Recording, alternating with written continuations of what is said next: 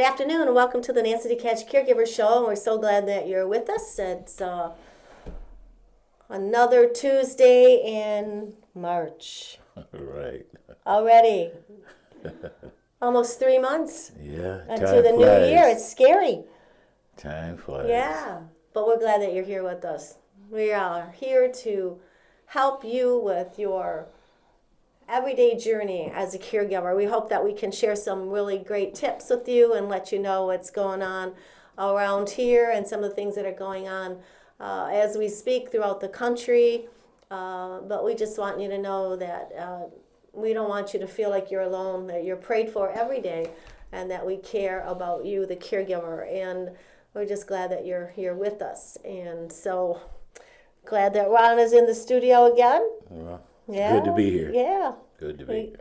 We just keep doing this. We've been on the air over a year. It's just hard to believe. A year ago in January, we got our start on a Christian radio show and been there ever since. It was just so interesting. We made a presentation today, and people had said, "Hey, I heard you on the radio." It's just so funny because you just don't know, Right. and they put a voice to a face and like, whoa, it's scary. we had a great opportunity to be invited to participate in the Genesee County Adult Foster Care Association. So we are very thankful to Melissa Bentley for inviting us to be a part of that great group. I didn't know we were going to be teaching today, so I was a little shocked by that, but hey, we're growing and I'm thankful for that, and we just hope that a lot of our the people that were there got some good information from us and understood what caregiving's like from the view of a caregiver versus what people think that the caregiver needs. And I thought that was interesting, Ron. I did too. I thought it was a real nice presentation. I think people got a lot out of it, and I think they were sensitized more to, more in terms of the plight of the caregivers. Yeah, also. because it was real. And Right. I think that's what I hear a lot when I make a presentation. People tell me that you're real. Mm-hmm. I can tell you're real, and I am. It's a tough job, and nobody really wants to talk about it. And that was the thing that I noticed when I was making that presentation, that the expressions on people's faces, they just sat there and they were mesmerized by what I was saying. I didn't know how to take it, but I had their attention. Right, definitely. And I couldn't emphasize more about our finances. Caregivers need to understand their money. Right. It is so different when you become a caregiver. What you've worked your whole life for, and you put your money into investments and savings accounts and all those things, suddenly that changes. That is just not the way it works for caregivers. Right. Suddenly, you have to know about every little thing. There was a really innovative product today that we learned. It Right. was so neat. It was, there are faucets that go on your sink. They're called the long neck faucets. And you can get these to put in your kitchen sink. They had an inventor there today who had taken the same long neck faucet concept and had 3 of them attached to the back of a ceramic chair.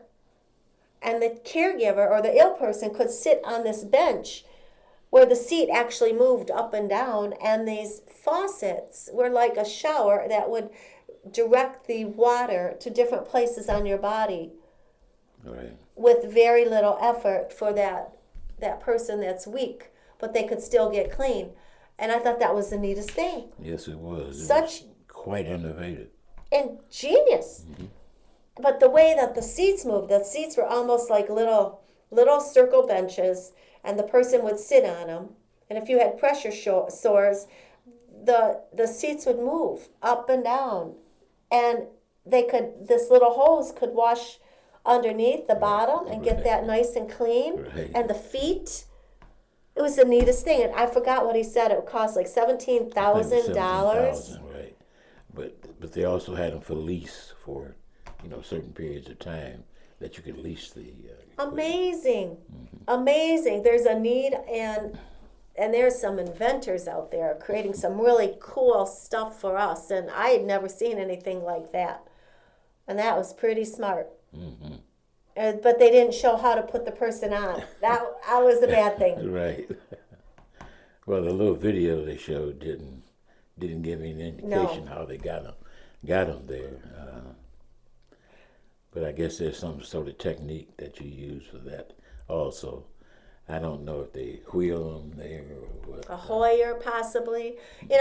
Talking about baths, Dr. Schmidt, she counsels me a lot about the psyche of a person with Alzheimer's and dementia. And she explained something to me that I thought was really interesting. She says, you never take an Alzheimer or dementia patient that's 70 years and older by the hand and say, come on, let's go get a shower. Because in their psyche, they associate that walk to a shower like a walk to the gas chamber. Mm. I didn't realize Now, that. and you think about this, how people with Alzheimer's and dementia, they just hate it. They hate water, and they associate that shower with that act, and they can't even explain it. And I just thought that was so interesting. I would have never thought that.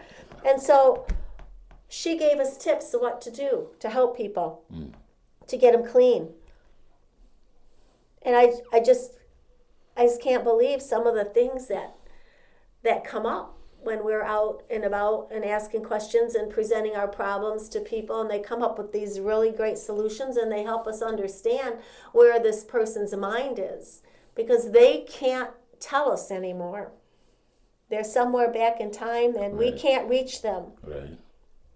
And they're putting up these fits, and we're just thinking it's rebellion. It's not. There's an actual reason behind it. Some kind of memory that's got them locked there, and they can't explain to us what that fear is. And I just thought that was so interesting. As I'm sitting there thinking about this chair, this demonstration that we saw, I was thinking about that. Yeah.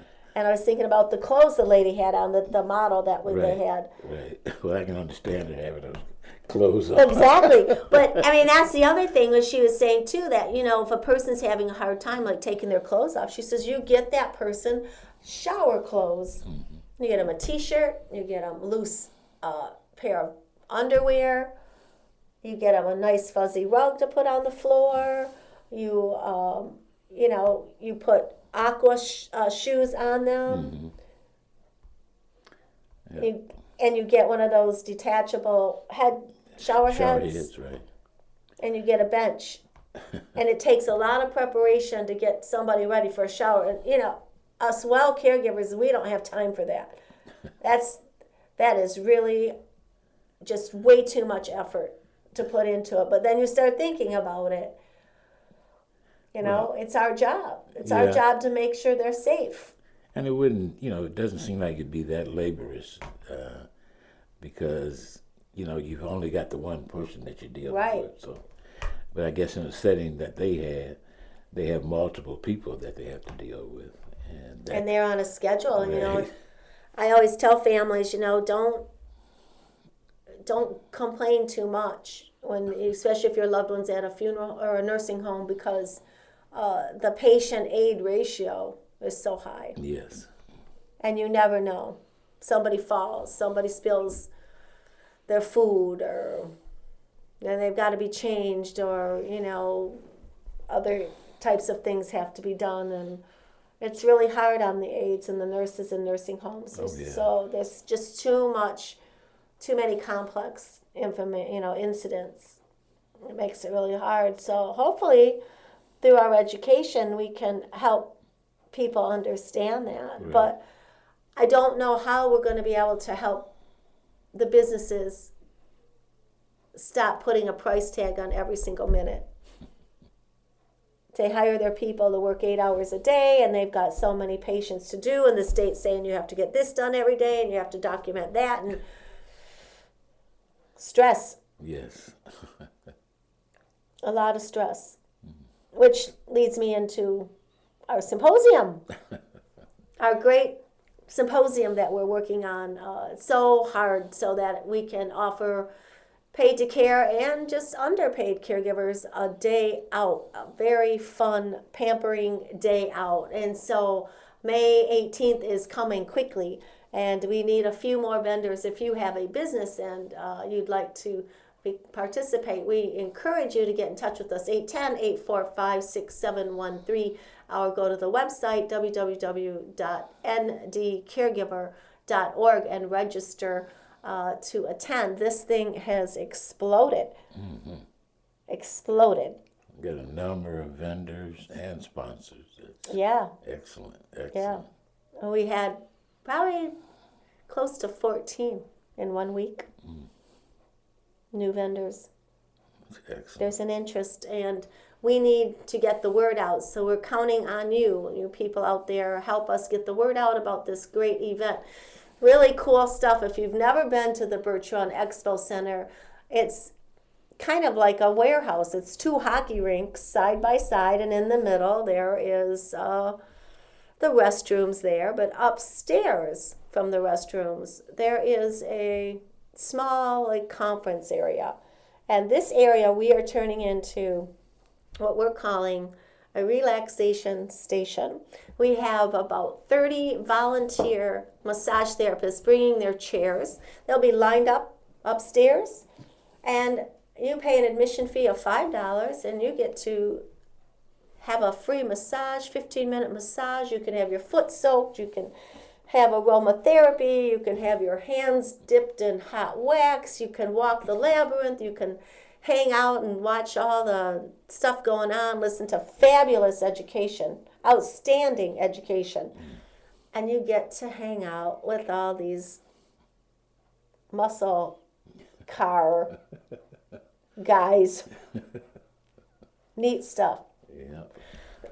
Neat stuff. People want to register their classic car in the symposium because it's going to be early spring, and we never know what the weather's like, and they are itching to get their cars out. And so they get to park their car in the auditoriums and show them off and visit with lots of people, and it's just going to be a great festival for caregivers. So we encourage you to come. If you have a car or a truck or something special that you want to bring, you need to go to the website and download that application and send that to my P.O. box, and we'll get you registered. And so we have a lot of interest there. Lots of fun stuff to do. Yeah, I'm looking Neat forward stuff. to it. I excuse me, I just can't imagine how this thing is going to play out, but I know it's just going to be very rewarding, and I'm going to take a long nap after this is over, I think, because it's really... Well, I think you've earned it. Oh my goodness, it's exciting, but it's a lot of work, and it's always something new or some new business that you learn about. I thought that one of the neatest businesses is this woman. It's called His Hand 777, and it's cremation jewelry. And some people, I know, some people have a hard time with it, and I'm thinking, all I want to do is make sure that I can give Joe a burial. He's cremated. I have his box in my townhouse, but I really want to give him a final resting place, and I think I should be able to achieve that in June. That would be his 4th anniversary of his death, and I would like to bury him in Youngstown at his mother's feet. And that's my goal, is to make enough money just to have him buried. If I don't make anything else, I don't care, just pay our bills off, but that's kind of my goal, to give him a final resting place, because I think it's important for his children to have a place to go, with things being so different with this situation. And so I think that will be really interesting. So I know I'm not alone there, but I'd like to keep a little bit of his ashes and put it in this cremation jewelry. And it's really interesting because she has a feather that's attached to a little vial.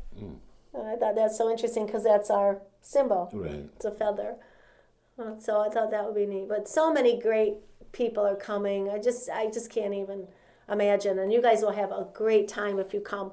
It's only $5 to get in. And what's really great, too, is that you can go to Frankenmuth that evening for the beer expo. Beer. All kinds of beer. Yeah. People love beer. Yeah. There's cooking beer, drinking beer, there's Bach beer, there's German beer, there's... I can't even imagine all the beers. I know when we lived in Milwaukee, you could smell the hops and the chocolate in the air. When the beer, Miller Lite was cooking up the hops and stuff, and you could smell it all over the place. It has a very unusual smell. I haven't had that opportunity to really smell it from the standpoint of cooking or brewing. Cooking and brewing beer. I've always got the end product. Yeah, and the foam. Yeah, it's going to be a good crowd. I think people really, really enjoy that. Lots of things going on tonight. Eleanor Cliff is coming into Detroit. Eleanor Cliff we met with last year. We were on the PBS show with her, and it was really a great show for caregivers. And she's come back to the Detroit area, and she's coming in tonight. And there's a film what do you call it? Debut. Because I was thinking of duet, and it's not a duet, debut. 7 caregivers that have survived. Unbelievable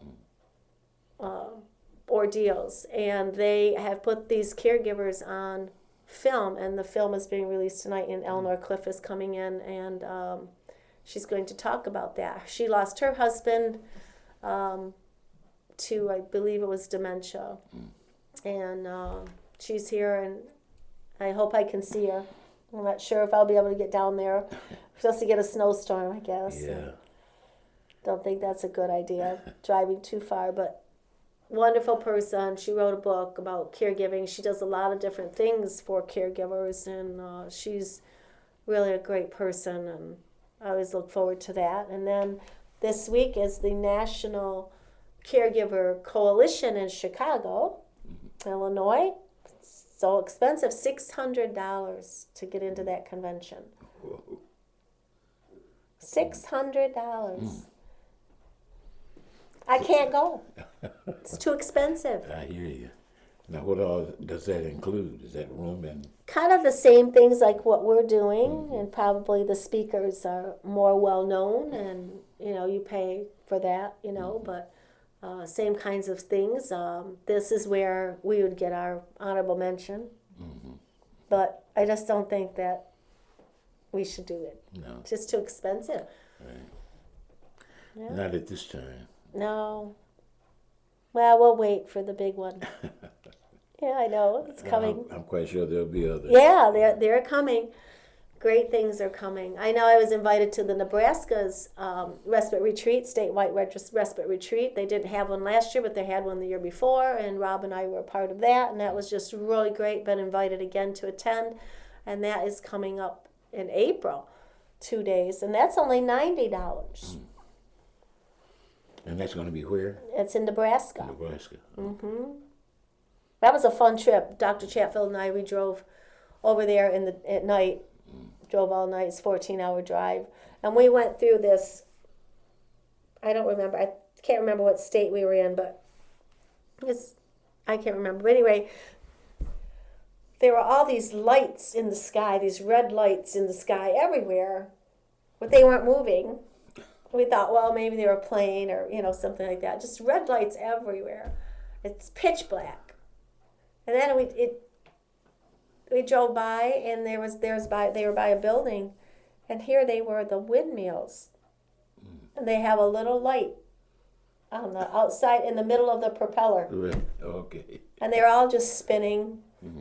Fields and fields and fields and fields of them. Generating Yeah. electricity or something. Yeah.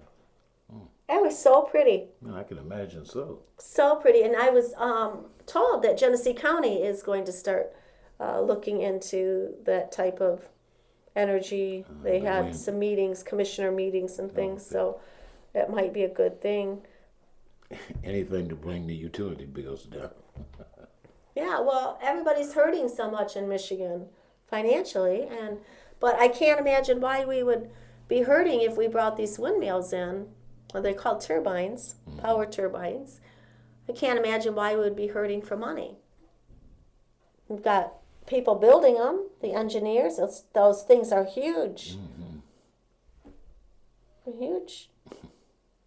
And there's some activists that are saying that it's bad for the birds and things like that, but they do studies in California all the time, and a few birds, yeah, maybe they're dumb birds. They fly in, you know what I mean? Maybe they're just dumb birds. And they fly in, Clunk. they get caught, and they get spun around, but there's not that many. Yeah.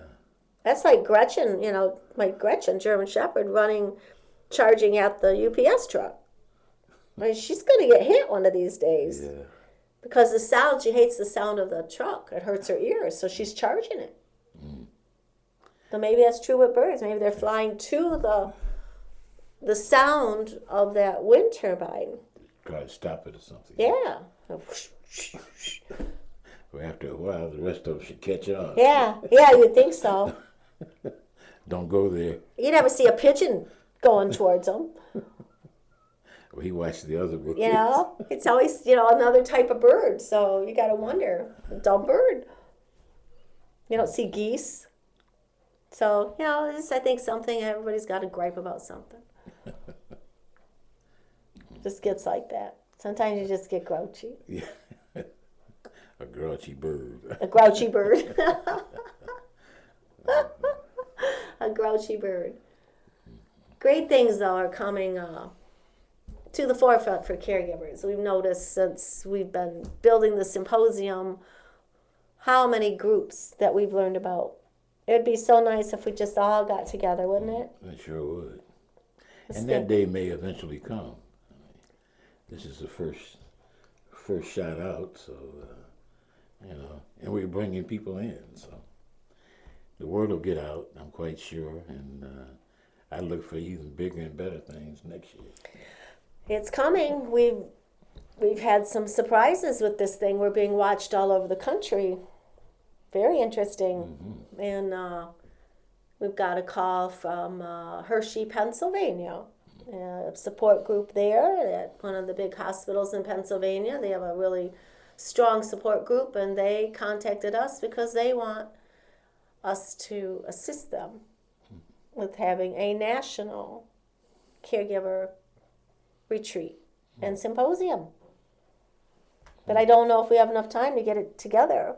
When are they proposing to do They want us to do it in November of next year. Oh, that's enough time. National? Whoa. Yeah. Hey, Back to the Bricks did it. Yeah, I mean, you got over a year. Yeah. And then you got something to build upon once our event is over Yeah. with. Yeah. It'd be maybe something to do in the summer. Mm-hmm. I think Flint would love that. Yeah, I could see it now.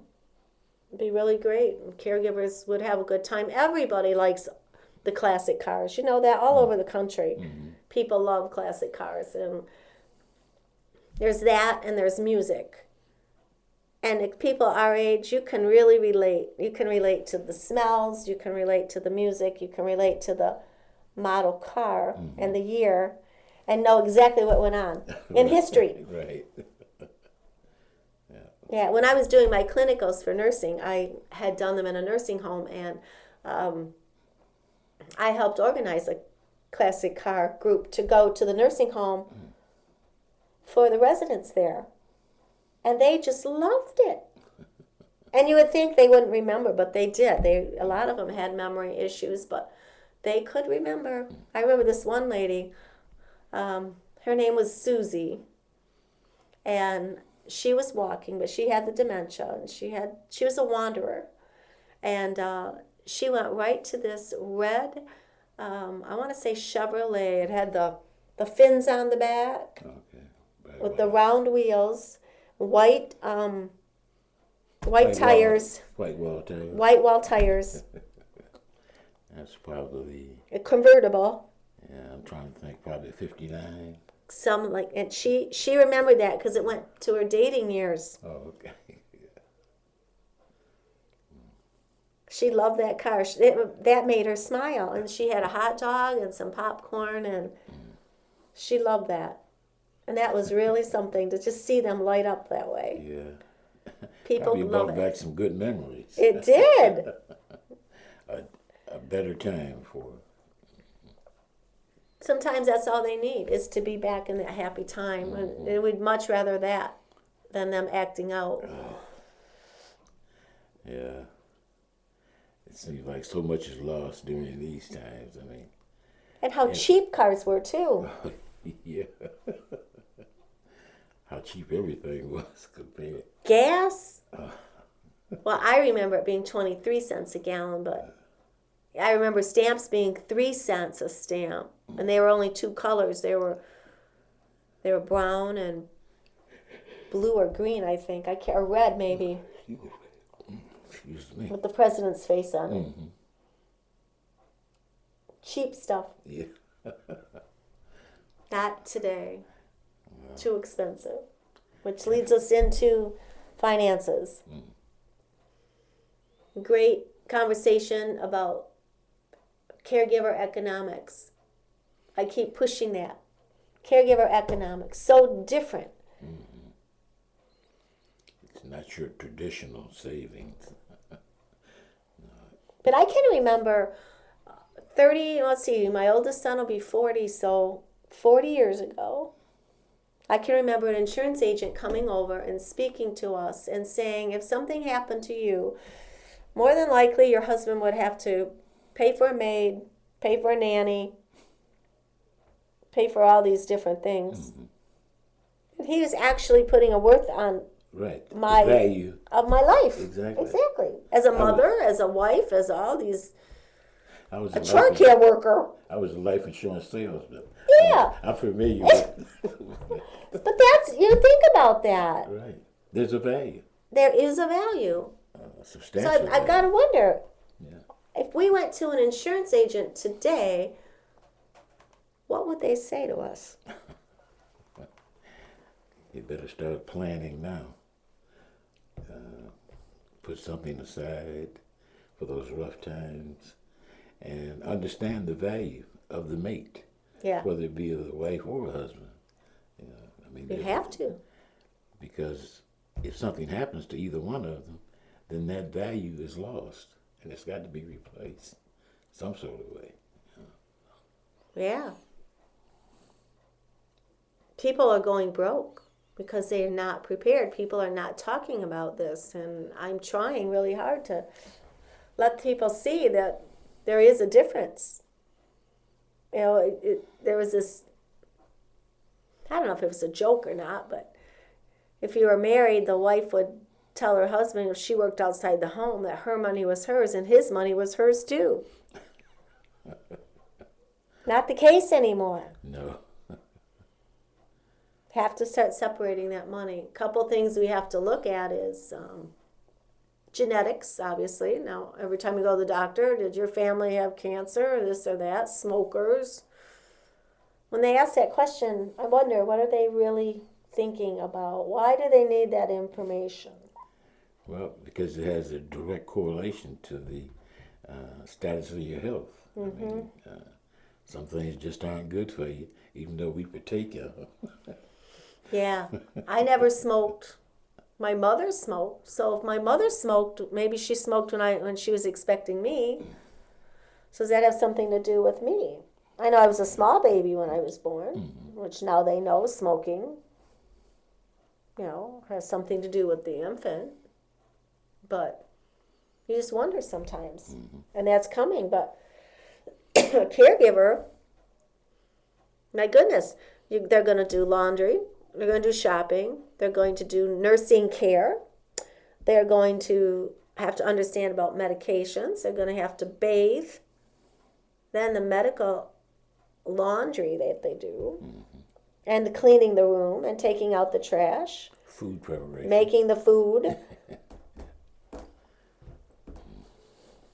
How can anyone afford that? How do you value something like that? Well, there are ways to come up with a value to it. I just can't think of it, right off. But the value is there. I mean, if you had to bring someone in to do those kinds of things, that'll show you the value. That'll, that'll give you an idea. Yeah, and then people do it themselves, and then pretty soon they're burned out, and their own health is at risk. And And when they get burnt out, the patient suffers because they're not getting the quality of care. right, patient does suffer Right. a lot, and it makes it hard. And so, what's the value on that patient's life? Nobody says that either. Right. Well, there's a value. I mean, how you determine if you could put a dollar amount to it, I don't know how to go. I don't about doing either. that. All I know is I had that flu in January, and it put me down. I'm still not better, but I could only be down a couple days. I had things I had to do. You have to work through all those things. It's not easy, and it's going to get worse. And now, what was that? We heard a statistic of how many caregiver or how many people a day are turning 65. I think it was 10,000 people a day. I think that. I wonder if that's the right number, because sometimes I hear 6,000, and Well, 10,000 is not too far off. no, no. I think it's kind of low myself. 10,000. Yeah. That's a small city. Well, yeah, it's a small city. That'd be scary. But when you look at the totality of the population of the United States, Yes. people living longer, I just see that number maybe being a little bit larger. Right. I know in my church this past Sunday, we recognize birthdays every month, and there were a ton of people that stood up for the month of March. Wow. That's really It's just something. amazing. There were, my birthday's in March, and there's another lady born on the same day. Different years, but I'm a little older than her.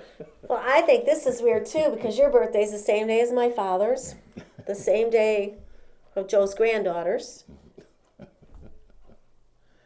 I've never met so many people that were born on that day. The big day's coming, March 17th.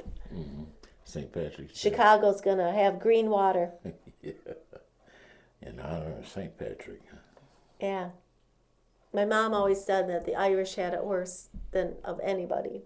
She said they were just, it's terrible to be Irish, and now everybody's proud to be Irish. At least for a day. The history was so sad to be Irishman. Yeah. Little simple things that you can do with people with dementia, play games. And there's that one game where you count the buttons and you say rich man, poor man, beggar man, thief, doctor, lawyer, Indian chief. I haven't heard that in a long time. You remember that? And you Yeah. count your buttons on your shirt.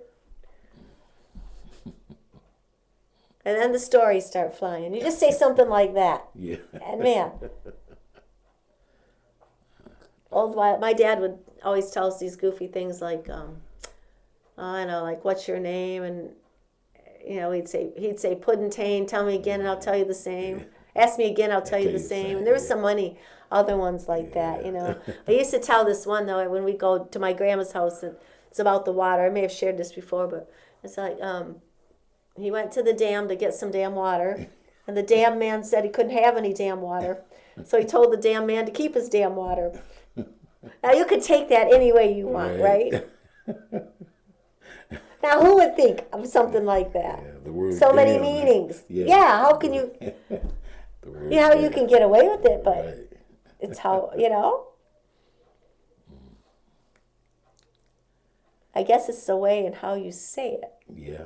Tell the man you can keep your damn water. Funny. Yeah.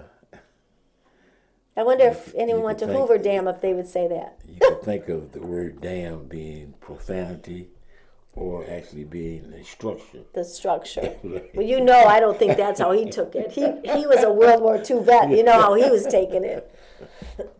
So, yeah, interesting. Very, very interesting. Fun stuff. All that, those old cliches like that are almost things of the past, but they're funny. Yeah. Well, they get recycled every now and Yeah. then. So people bring them back, and another generation picks it up. Yeah. And they think they've discovered something. Yeah. Just weird things. I'm glad some of these old things are gone. Like if a toad, you'll get a wart if you hold a toad. Yeah.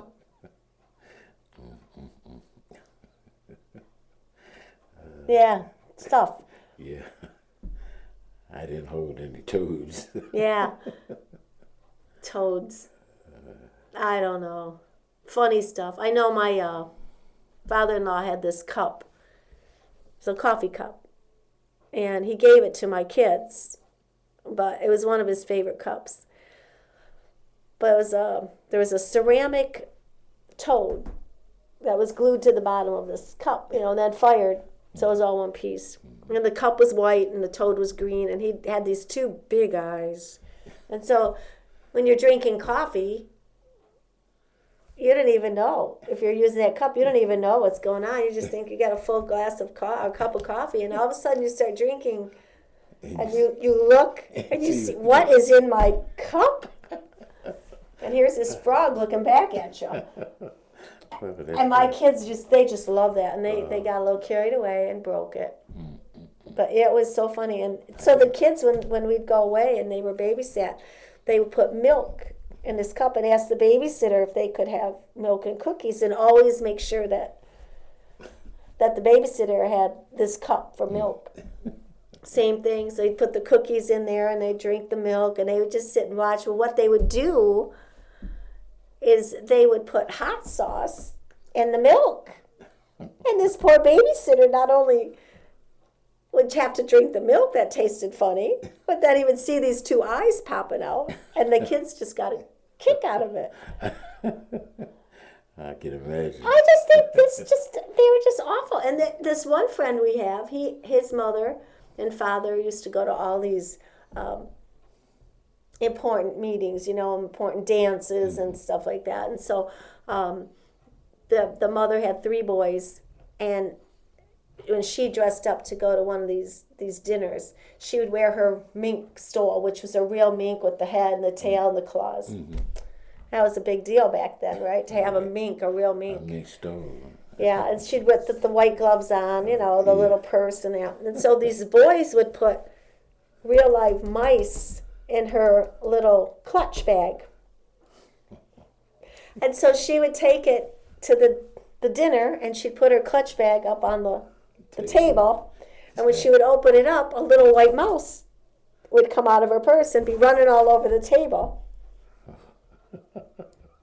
And the mother, she was so used to her boys, she just laughed, just think, oh, that was just so funny. But the people at the table, can you imagine? What's going on?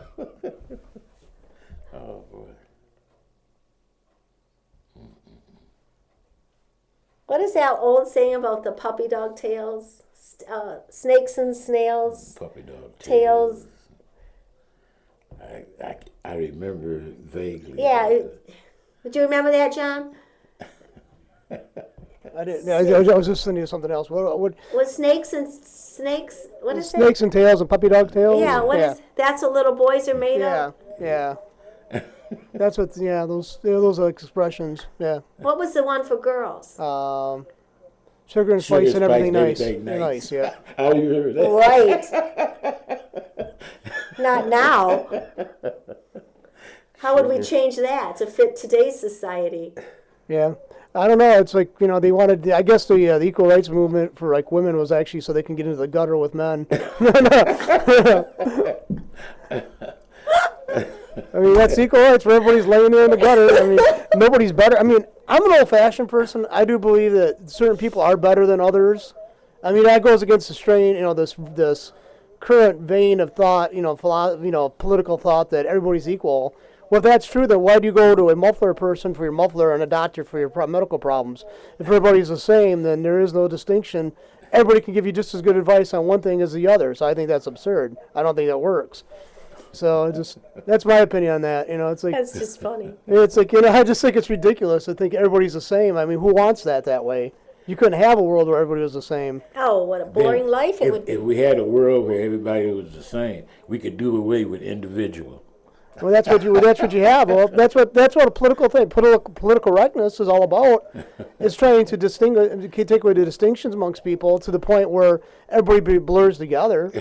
I think that's kind of insanity, but I believe in tensions in a society. Like you have this group opposes what this other group does. There's a give and take, and then the society still functions.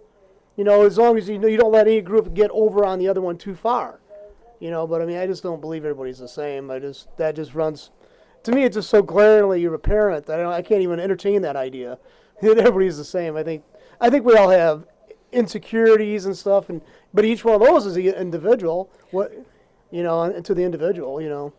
Well, that's the way we're supposed to be. Yeah. Yeah. That's why I say we're individuals. Yeah. That means separate and apart. Yeah. We have some commonalities, but we are unique. Exactly.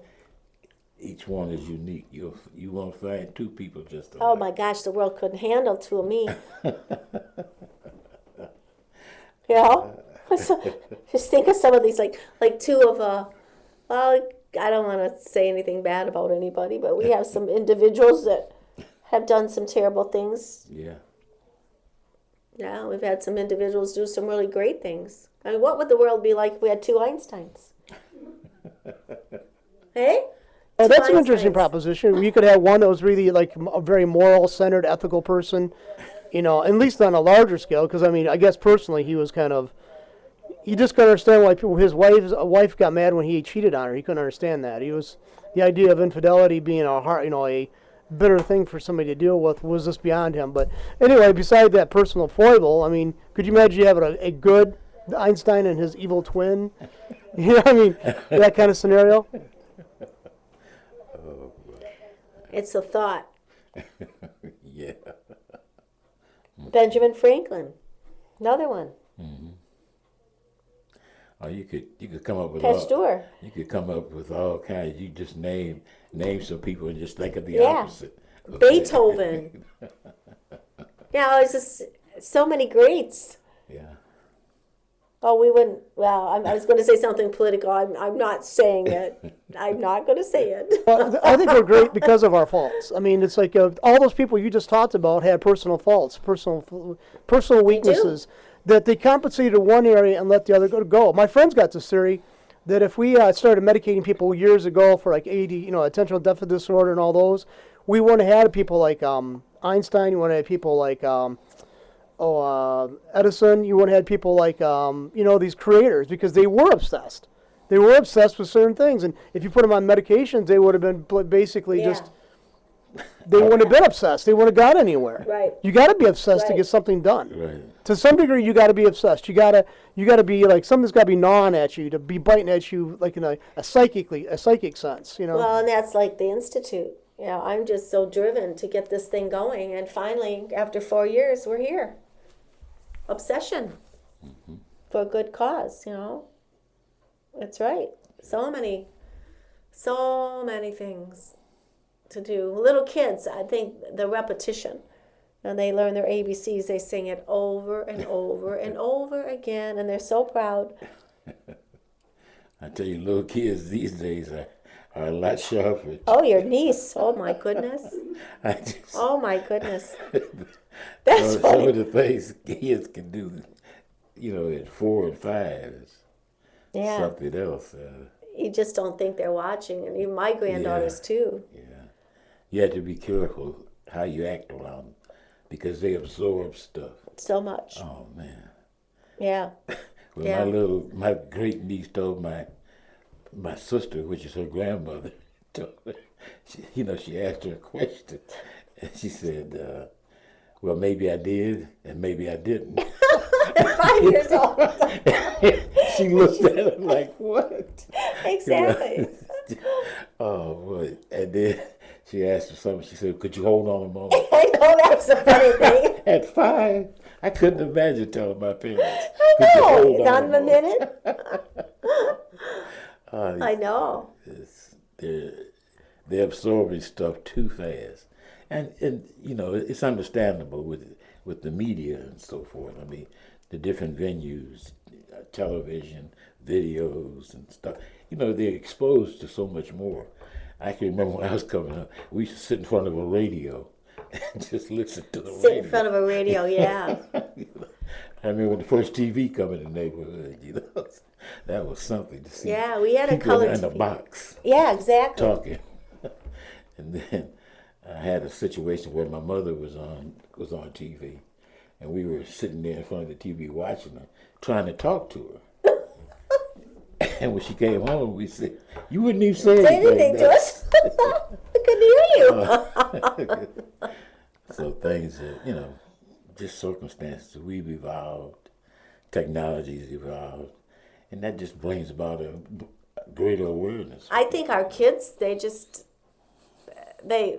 so far ahead of us. Well, The simpleness. Technology is taken. Yeah. I mean, we've evolved. Yeah, I can give my granddaughter my computer, and I'm stuck on something, and she fixes it. So, but you just talked about Einstein. Einstein said, though, he'd rather have people know how to deal with other people. I'm not being ironic because he didn't know how to deal with other people, but then being adept at technology. He thinks that would be what actually matters as human, in my opinion, is how to deal with other humans. I mean, because the other stuff is like secondary, tertiary, on the order of things. I mean, what is the greatest problems in this world is actually how humans deal with other problems. I mean, Right. You got the gun control debate going on. You Oh, got yeah. the medical thing going on. What's all this about? It's about how humans decide to treat other humans. And that's the hardest thing to conquer, is that inner space between everybody's ears. I mean, that gray matter. To What control they're that. hearing. I mean, we all think we have good intentions. We think we're all controlled. We all have our own fears. We have our own demons, I guess, to use the term as, it's Yeah. been called now. We have our own demons. Yeah, we do. We had this presentation today, and I didn't know I was teaching. I had no idea. People were getting credits from my lecture. I just thought I was making a presentation, and I wasn't prepared. But I tried to get these businesses that are paid to care to understand what caregiving is like from my life and what I had to go through, because they're there to mingle with each other and build a network, and it's all about money, just like you were saying, John. It's like, but when it comes to the human side, that compassionate side, they really felt uncomfortable because they didn't want to really understand how to make it nice for another person. They were more interested in what they're going to sell to make that money, so they can go golf or go in their boat or whatever they do. But there is some value in just that quietness, just being quiet and watching the stars and listening to the crickets and the frogs. And even when a tree comes down at Dr. Chatfield's house, when a tree falls, it falls naturally and it cries. You can just hear it. It's because all the bark and the wood is all breaking. It snaps and crackles and makes really weird sounds, and then it falls, and when it hits the ground, of course, it makes a big thud. And it just doesn't fall and stop. It bounces. And you've got your little brush that's moving around. I mean, it's really I never thought of that. it's true. I don't doubt you. It's the weirdest thing. I just never thought of that. How noisy it is in a forest. Now, I took my sign language class last year, and the final exam was to do an exercise called timber. And as a deaf individual, you have to make all these motions. You have to walk through the woods, carrying your lunchbox, eating your sandwich, which you have to position your hand, and this is eat sandwich. And anyway, he goes into the woods and he cuts down the tree, and then it falls. And he gets back up and he walks and takes a little break and eats his apple and chews some gum and cuts down the tree, and the tree falls. Then he gets to a tree and he's walking into the forest and he sees this big tree, and it's big, and in sign language everything's like a mime. It's all about expression and and language with your hands. So he sees this big tree and he's like, oh, okay, this is a challenge. And he gets the axe out and he starts chopping down this tree. And he's waiting for it to fall. And it won't fall. He's chopping again. And he's waiting for it to fall, and it won't fall. So he takes a stethoscope out. This is too hilarious. He's a deaf guy. He's taking a stethoscope out to hear the tree. So he puts the stethoscope up to the tree and listens to see if the tree's alive. He can't hear anyway. So he gets on his cell phone and he calls the tree doctor, and he makes all these sign language things, and he wants the doctor to come to the forest. So the doctor comes to the forest. This is how they walk to the forest. And he signs and tells the doctor what's going on with this tree, and said that 2 of them had fallen, but this one's stubborn and he doesn't know why. So the doctor takes his stethoscope and puts it up to the tree and listens and translates to the deaf person, that's the lumberjack, what's going on with the tree. And he says, well, that's simple. The tree's deaf. You have to sign it down, so you have to... And you sign timber, and as soon as you sign timber to the tree falls down. A deaf tree. And it was a deaf tree. And that was my signing exam. And it was just the funniest thing, because you had to shake, you had to move like this, and the tree comes down and it's crashing. But funny. Funny. Yes. And he puts his hat on like this, and it's just interesting. Sign language is a great second language. It's the second most used language in the world, and so many people don't know that, and they really need to learn how to sign, because you can communicate. And with this, like you're talking about the age movement that we have with the technical age, we've got these earphones on. It's causing some damage to our inner ear, I'm sure. But just think about these young kids that are wearing these all the time, and these little infants exposed to these loud noises, they're going to be deaf. And so there's going to be a huge movement in hearing device technology. And that's an out-of-pocket expense. And most families are not going to be able to afford that, because you probably were born with perfect ears, but you've somehow abused that privilege, and you're going to lose your hearing. So you could take a sign language class for $300 versus implants or something for $3,000. The sign language is really a lot of fun. It's a lot of fun.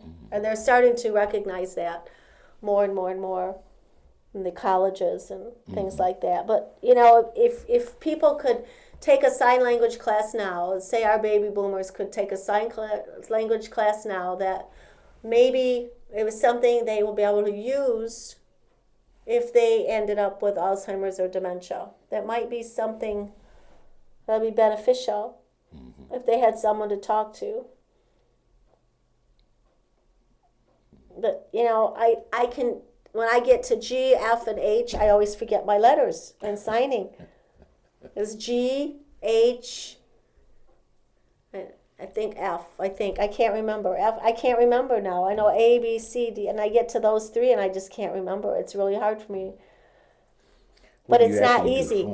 This is A, and then B, and C, and this is D, and I forgot E, or F. I forget. I know this is M and N and O, P. This is X, and this is Z, Y. That's easy. The U, V, W, X, Y, Z. That's easy. That's the other thing too. When in school, children are learned that this is 3, but actually in sign language, this is 3. This is W. That's W, and this is 3. But I've taught the girls some things like dance, stand, twirl, thank you. This is walk. Some little simple things. And we're in a restaurant or something, I always tell them to sign to the waitress, thank you. This is a sweetheart. Get 5 minutes. Okay, this sweetheart. Neat little things. Neat little things that we could do. Cry. And that's a great universal language. We've got about 5 more minutes, and I just want to let everybody know I did find my calendar. If you were a guest on my show, I found my calendar, and I'm giving you a call to get people on the show. We've got some great people that want to participate, and with some great topics, great topics to cover. And we'd want to get them back on. But if you have a business and you'd like to participate with the symposium, we'd like you to be there.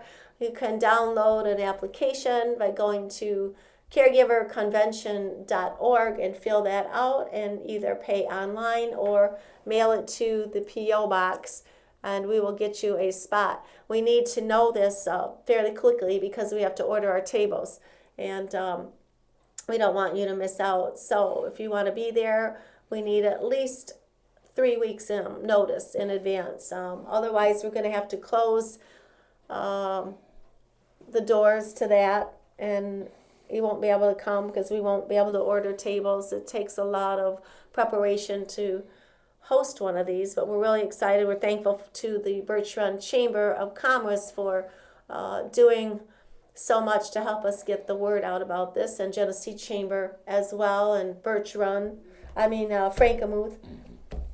So many great things. I'll be making a presentation to the Kidney Foundation on Thursday at the Flint Public Library.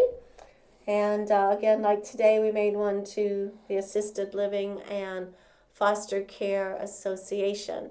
And hopefully we can get this respite movement going, let people know more about caregiver awareness and burnout prevention. It's a big thing. It's not a fun thing to talk about. It's a serious thing, but we've got to start somewhere, and we're trying, and we're here for you. And so we want you to know that if you have any problems or questions and you might need our assistance, don't hesitate to contact us at 810-845-6713. We would like to know about that.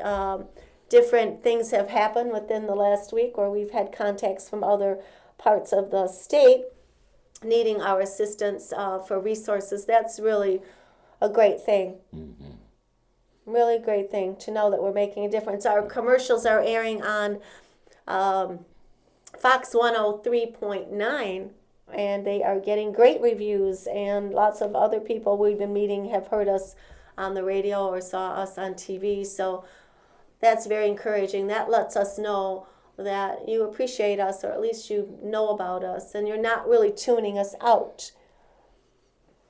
And we do have something to say, and we do want to help you. But we've got about 45 seconds left in the show, and I think that's about really it. That's really about all we have to say. We've just been so busy. Yeah, just encourage them to come to the expo. I think they'll really enjoy it. They will have a great time. And bring your friends. It's not meant to be an event where it's a hustle bustle. It's an actual event to walk through and enjoy, like a stroll through the park. And you want to do that, and there'll be good food and good company, and get an opportunity to mingle with the vendors on a one-to-one. That's very important to us that you can do that. So we're going to get going. We will see you next week on the Nancy DeKatch Caregiver Show. You have a great week yourself, and we will see you soon. Bye-bye. God bless you.